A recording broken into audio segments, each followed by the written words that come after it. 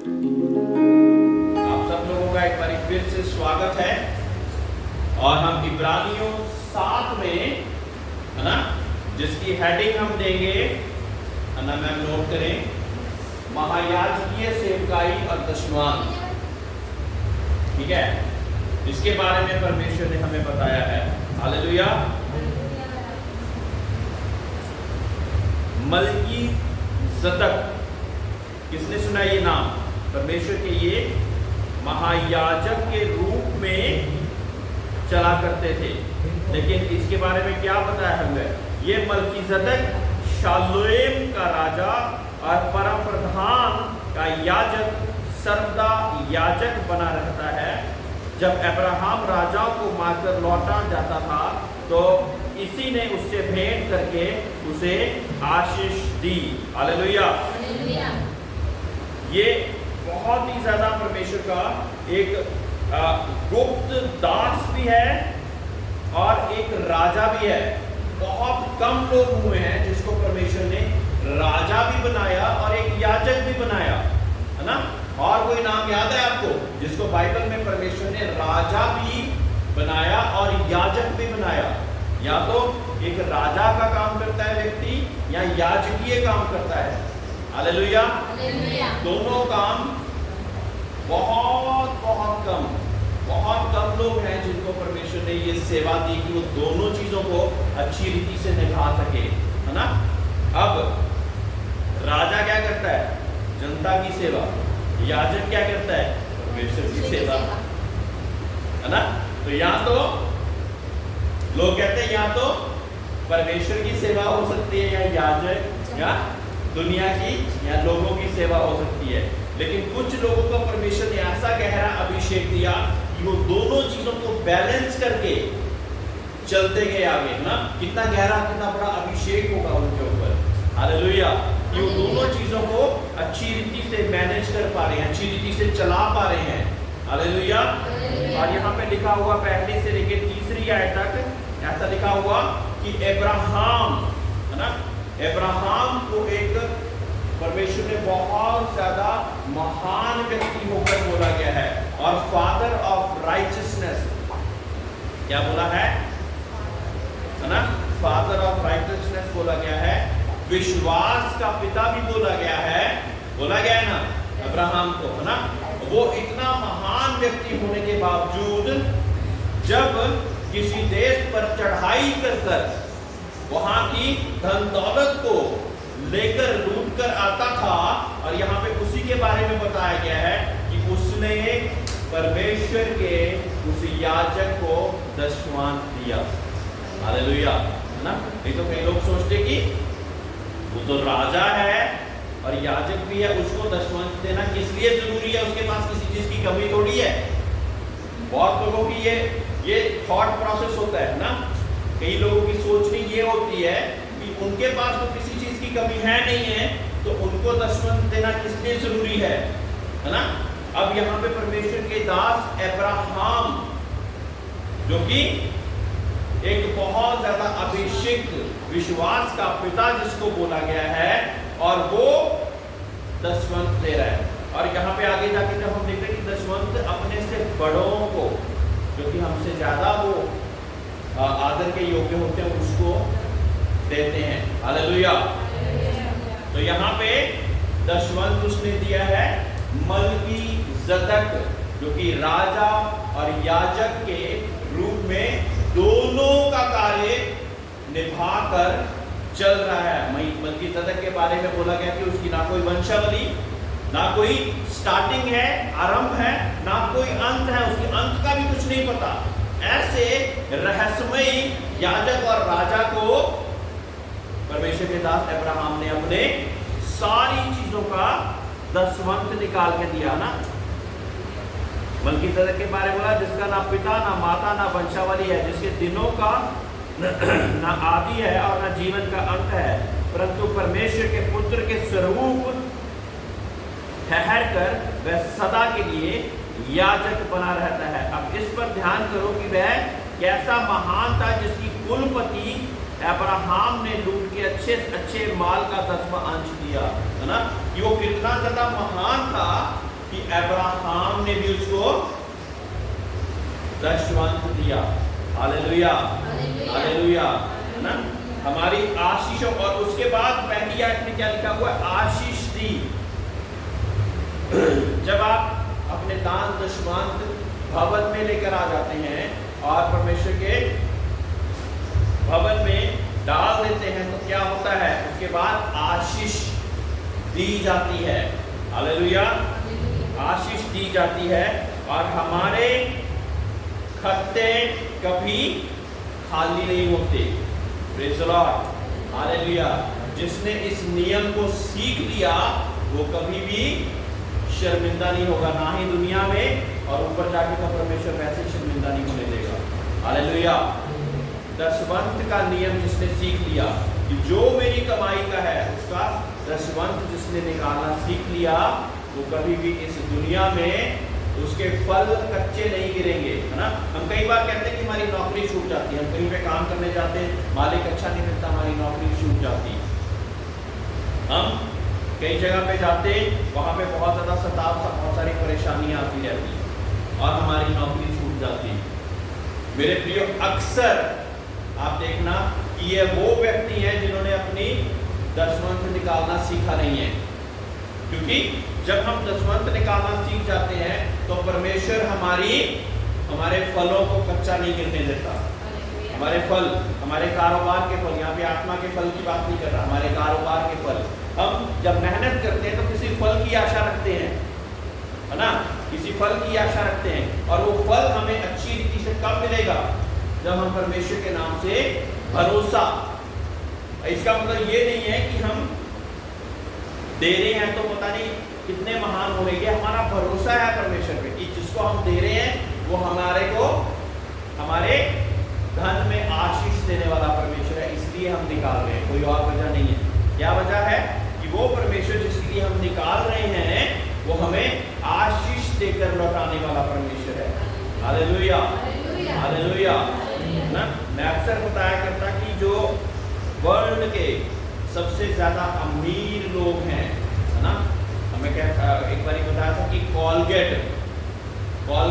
अगर पेस्ट के बारे में, दंत मंजन के बारे में बात होती है तो सिर्फ कॉलगेट लोग कहते हैं कॉलगेट ले आना, है ना। पुराने लोग भी कहते थे कॉलगेट ले आना, पेस्ट नहीं बोलते थे। वैसे तो पेस्ट तो पेप्सोडेंट भी है, क्लोजअप भी है, और ऐसी अलग अलग चीजें बहुत सारी हैं, लेकिन सबसे ज्यादा पूरे वर्ल्ड में बिके जाने वाली कॉलगेट है।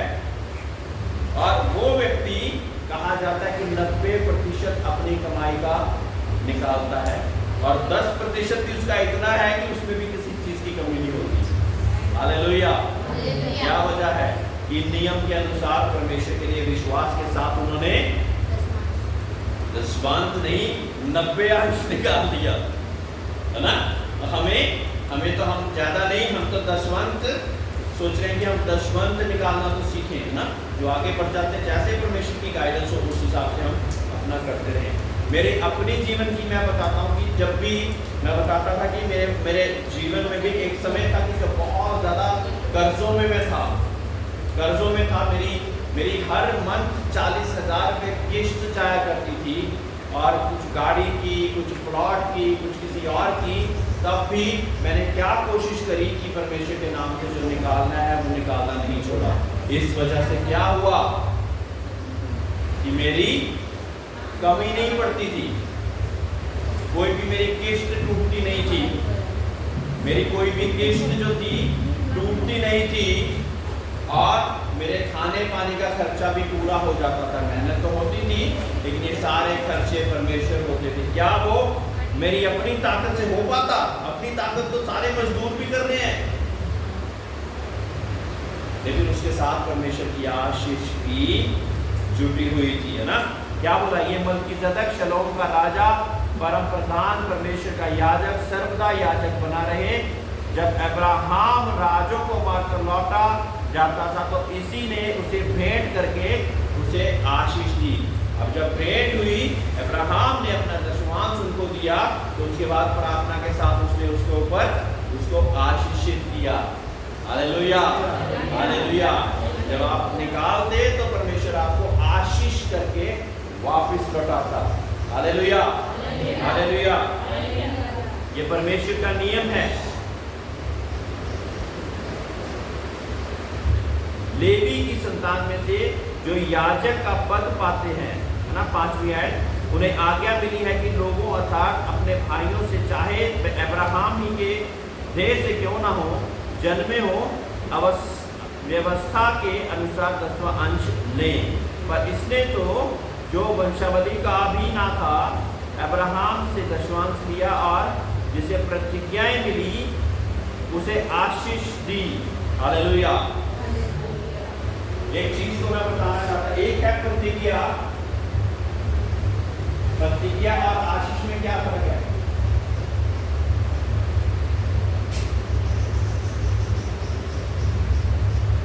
प्रतिज्ञा और आशीष में क्या फर्क है? हमारे लिए परमेश्वर ने बहुत सारी प्रतिज्ञा की होंगी, प्रतिज्ञा की होंगी, लेकिन वो आशीष में तब्दील कब होएंगी? हाँ जी, वेरी गुड, बहुत बढ़िया। किरण जी के लिए तालियां बजाएंगे। जब हम आज्ञाकारिता में चलेंगे, है ना, प्रतिज्ञा, परमेश्वर की प्रतिज्ञा हमारे प्रति है, मैं तुम्हें आशीष दूंगा, मैं अब्राहम की संतान को आशीष दूंगा, मैं इस्राएल के घराने पे कोई भी जादू टोना असर नहीं करेगा। लेकिन ये है प्रतिज्ञाएं, ये आशीष में कब तब्दील होएगी? जब हम, बहन ने बताया कि हम आज्ञाकारिता का जीवन बिताएंगे। Praise the Lord. आज्ञाकारिता का जीवन जब हम बिताएंगे तो वो प्रतिज्ञाएं परमेश्वर की हमारी आशीष में तब्दील हो जाएंगी। हालेलुया। मैं ना तुझे कभी छोड़ूंगा ना त्यागूंगा, ये क्या है? प्रतिज्ञा, है ना। और बंदा खुद ही छोड़कर ठेके पे अगर बैठा रहे, ओके, परमेश्वर ने तो बोला मैं ना छोड़ूंगा ना त्यागूंगा, क्या हो गया? ये अनाज्ञाकारिता में चलकर हम परमेश्वर की प्रतिज्ञा के साथ आशीष को प्राप्त नहीं कर सकते। Hallelujah, hallelujah. परमेश्वर की प्रतिज्ञा के साथ अगर हमने आशीष को प्राप्त करना है तो हमें आज्ञाकारिता का जीवन बिताना पड़ेगा। हालेलुया। पर इसने जो उनकी वंशावली में कभी ना था, अब्राहम को दशमांश दिया। 8वीं आयत पे जाएं, और यहाँ तो मरणहार मनुष्य दशमांश लेते हैं, पर वहाँ वही लेता है जिसको गवाही दी जाती है कि वह जीवित है। तो हम यहाँ भी कहते हैं कि लेवी ने भी जो दशमांश लेता है, अब्राहम के द्वारा दशमांश दिया, क्योंकि जिस समय मल्कीजदक ने उसके पिता से भेंट की उस समय वह अपने पिता की देह में था। यदि लेवीय याजक पद के द्वारा सिद्ध प्राप्त हो सकता, जिसके सहारे लोगों पे व्यवस्था मिली थी, तो फिर क्या आवश्यकता थी कि दूसरा याजक मल्कीजदक की रीति पर खड़ा हो और हारून की रीति को का ना कहलाए? हालेलुया। आपको पता है पहले लेवी समाज को परमेश्वर ने याजकों के रूप में ठहराया था। अब यहाँ पे ये बात बताई जा रही है कि यहाँ पे जो मल्कीजदक था वो लेवी से नहीं था, है ना। अब इंडिया के हिसाब से अगर मैं बोलूं कि वो पंडितों में से नहीं था, है ना। 4 जातियां मानी जाती है ना, कौन कौन सी है भारत में? हाँ, क्षत्रिय, ब्राह्मण, शूद्र और वैश्य, ठीक है। और ब्राह्मणों को बोला गया है कि वो लोग यहाँ पे जो भी पाठ पूजा और ये सारे काम करते हैं, है ना। हमारे इसमें किसको बोला गया है? लेवियों को बोला गया था। लेवियों को बोला गया था कि वो सारे परमेश्वर के जो कार्य हैं उनको निभाए। लेकिन मल्कीजदक लेवी की पिछली वंशावली से नहीं था, लेकिन फिर भी परमेश्वर ने उसको महायाजक ठहराया है। हालेलुया। किस वजह से?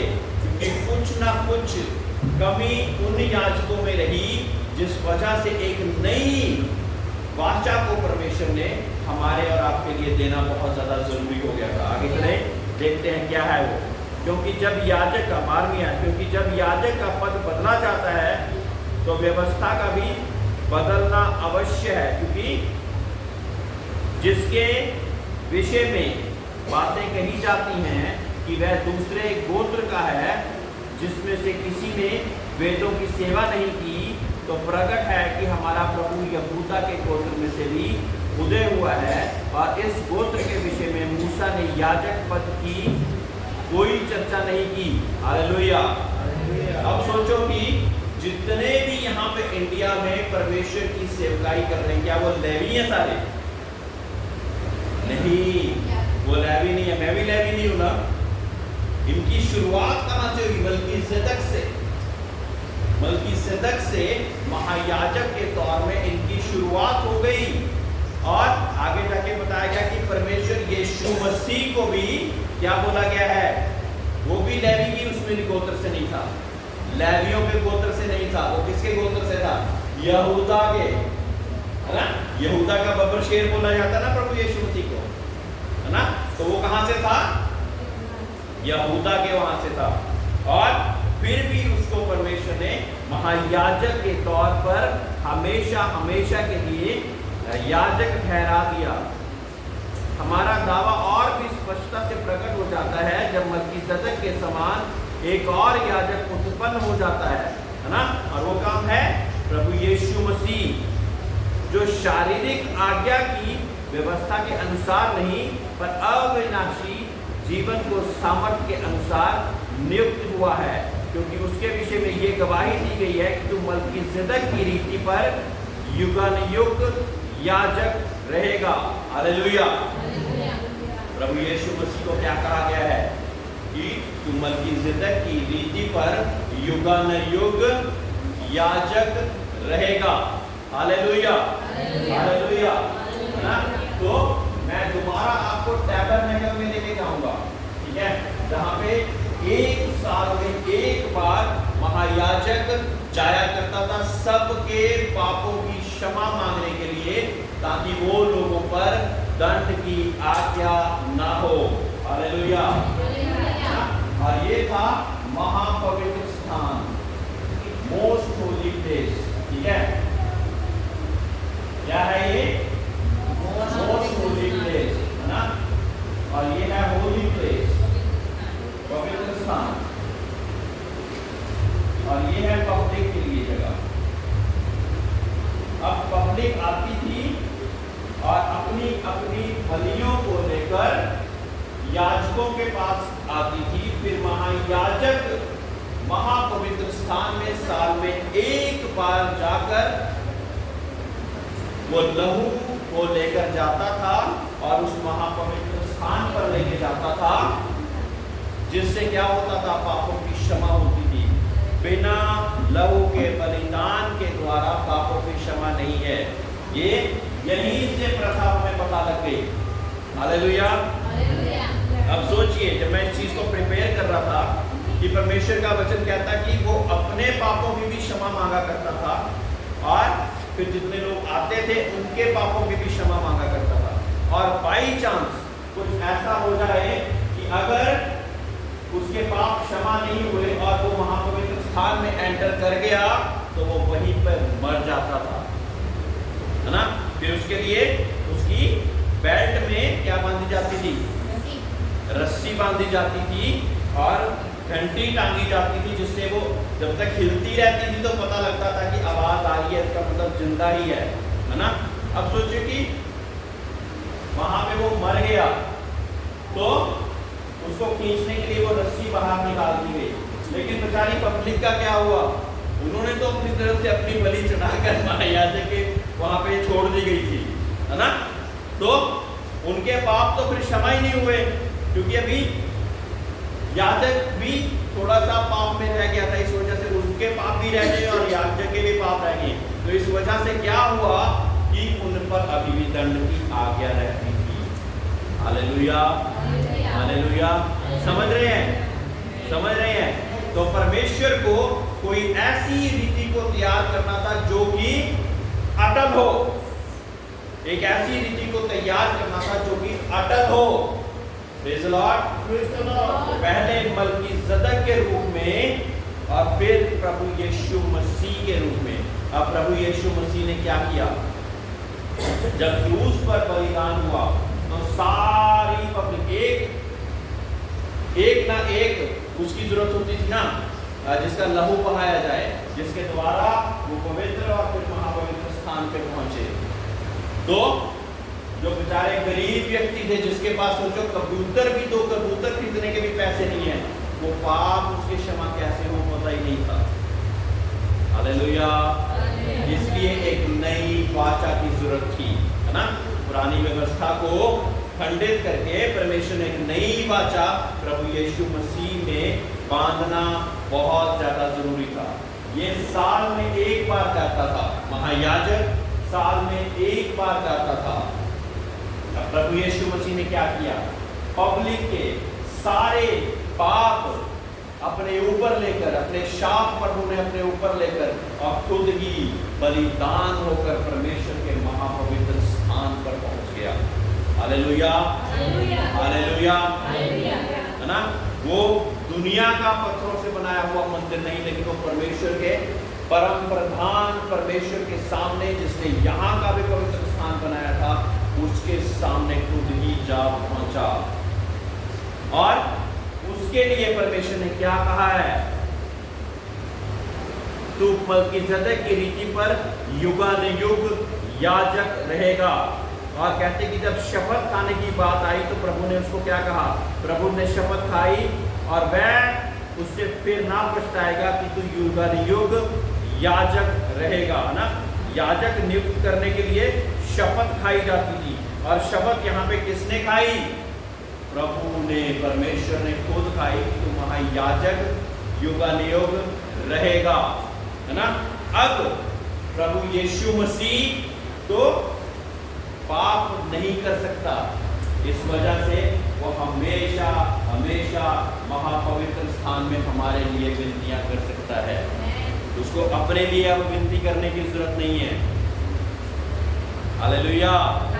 महापवित्र स्थान में ठहरकर कोई जगह डेली, एक साल में एक बार नहीं, डेली हमारे सबके लिए विनतियों की प्रार्थना करता है। कि सोचो कि एक साल बाद महायाजक ने पाप की क्षमा की वो करनी है, प्रार्थना करनी है, और यहाँ पे परमेश्वर के सामने वो हमारे लिए लगातार खड़ा हुआ है महायाजक के रूप में। हालेलुया। ताकि हमारी पापों की क्षमा की विनतियां कर सके, और उसमें क्योंकि कोई पाप नहीं पाया जाता, इसलिए हमें किसी और महायाजक की जरूरत नहीं पड़ती जो कि महापवित्र स्थान पर हमारे लिए परमेश्वर के सामने खड़ा हो सके। हालेलुया। समझ गए? समझे थोड़ा थोड़ा? हाँ, इसलिए हमें किसी और की आवश्यकता नहीं पड़ती, क्योंकि वो एक ही सारी बलियों को काट कर, अब कोई बैल बछड़े कबूतरों की बलिदान की कोई जरूरत नहीं है, किसी भी और बलिदान की जरूरत नहीं है।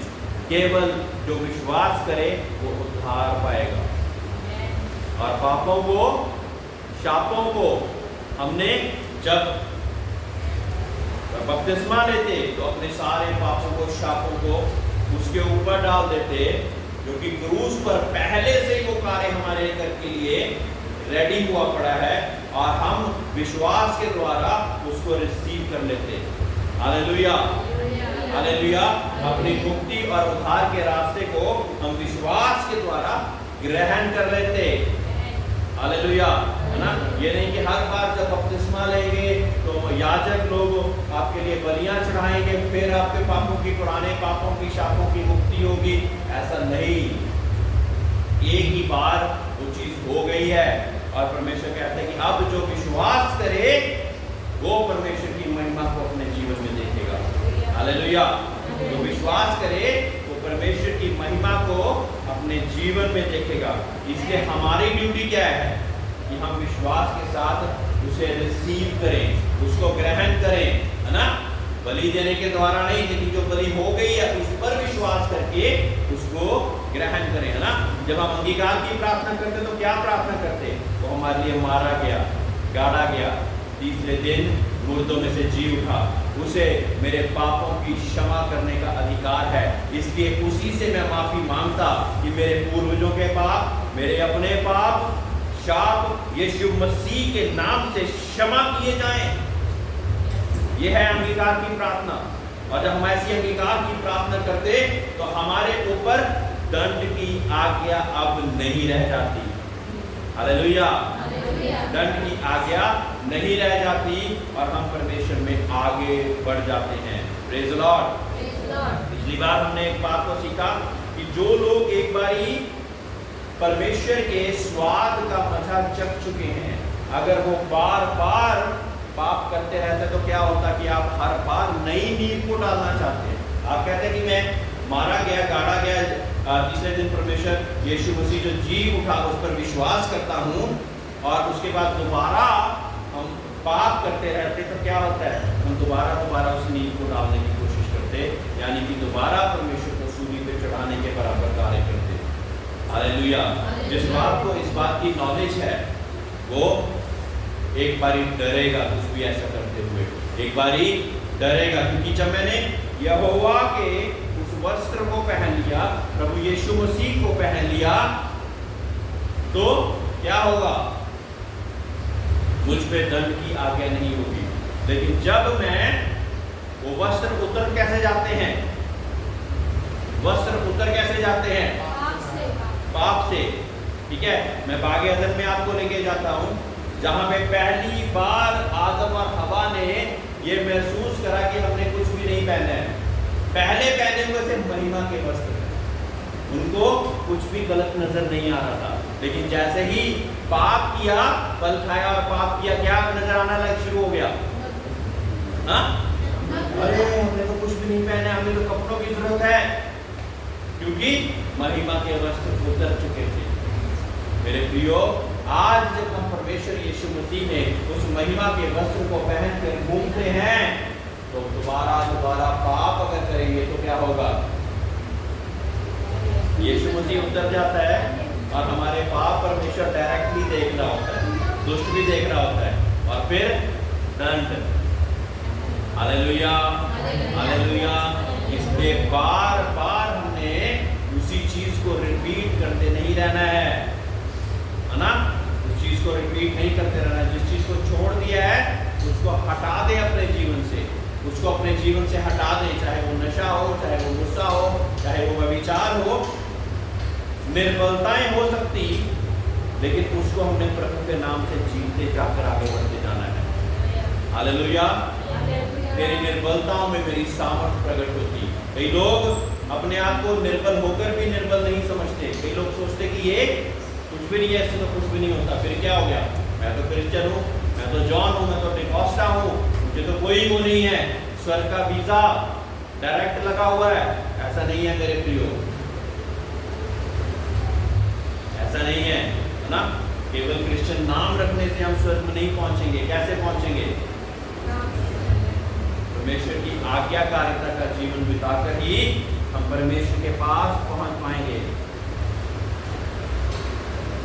23वीं आयत में यूं लिखा, वह तो बहुत सारी संख्या के साथ याजक बनते आए। इसका कारण ये था कि मृत्यु उन्हें रहने नहीं देती थी, पर ये युगानुयुग रहता है।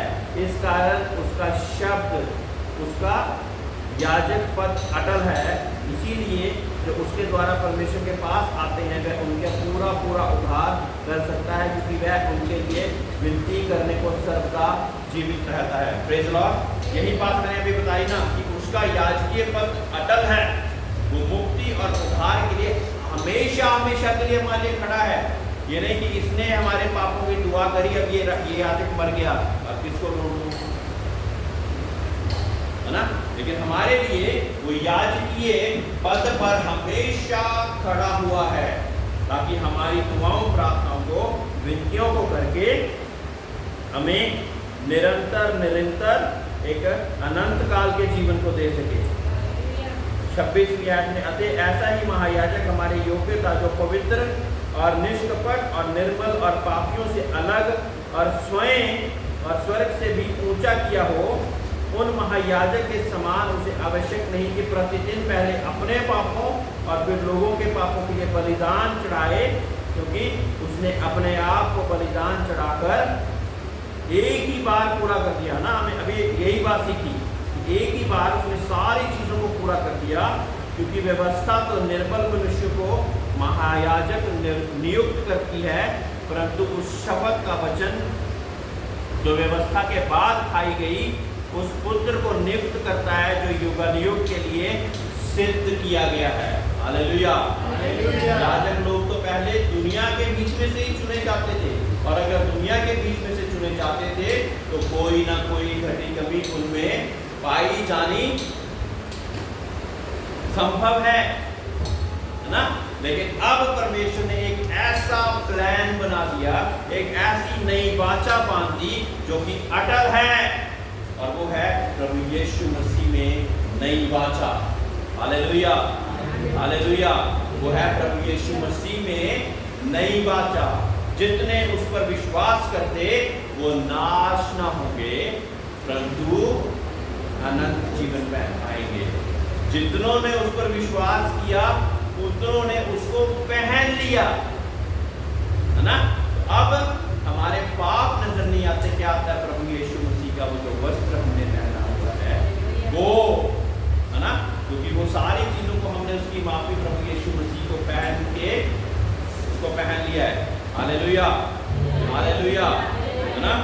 इसी कारण अब हमारी पुरानी चीजों को परमेश्वर याद नहीं करेंगे जब अपने प्रभु यीशु मसीह को पहना होगा। Hallelujah, hallelujah. अब मैंने पूछा था पिछली बारी कि उस चीज को हम उतार कैसे देते हैं, कि चर्च से जाते ही इतने अच्छे अच्छे प्रचार को वचनों को सुन के बाद ही बाहर जाते ही गाली गलौज लड़ाई झगड़े अगर करेंगे तो क्या हमारे ऊपर परमेश्वर का वस्त्र पहना हुआ ऐसा दिखेंगे? वो वस्त्र तो तभी का तभी उतर जाता है। Hallelujah, hallelujah. और फिर हम पर कोई भी अटैक कर सकता है ना, कोई भी अटैक कर सकता है। वो वस्त्र परमेश्वर का कैसे उतरता है? गाली गलौज, व्यभिचार, निंदा, ईर्ष्या, और कई बारी कोई चीज दूसरे के चढ़ावे की, दंडवत करने की, खाने से भी, है ना। और उस वजह से क्या होता है कि तुम तो किसी और परमेश्वर को पूछते हो, जहाँ पे परमेश्वर ने लिख दिया कि मेरे सिवा किसी और को परमेश्वर कहकर ना जानना, ना तो आसमान पर, ना पृथ्वी पर, ना पृथ्वी के नीचे, ना जल में, कहीं पर भी नहीं। ना तुम उसकी प्रतिमा बनाना और ना ही तुम उनको दंडवत करना। Hallelujah, hallelujah. ये परमेश्वर चाहता है कि आप पर अपनी करुणा दिखाए, है ना। लेकिन ये करुणा तब बनी रहेगी जब हम ये जो परमेश्वर की आज्ञाकारिता का जीवन बिताएंगे। हालेलुया। उसकी करुणा सदा की है, उसकी करुणा सदा की है। जब हम सदा दिकर प्रभु यीशु मसीह पर विश्वास लाते और उसी के अनुसार चलने की सोचते तो उसकी करुणा सदा की हमारे ऊपर बनी रहती। हालेलुया। सभी लोग खड़े हो जाएंगे। Thank you Lord Jesus. अपनी आंखों को बंद करें।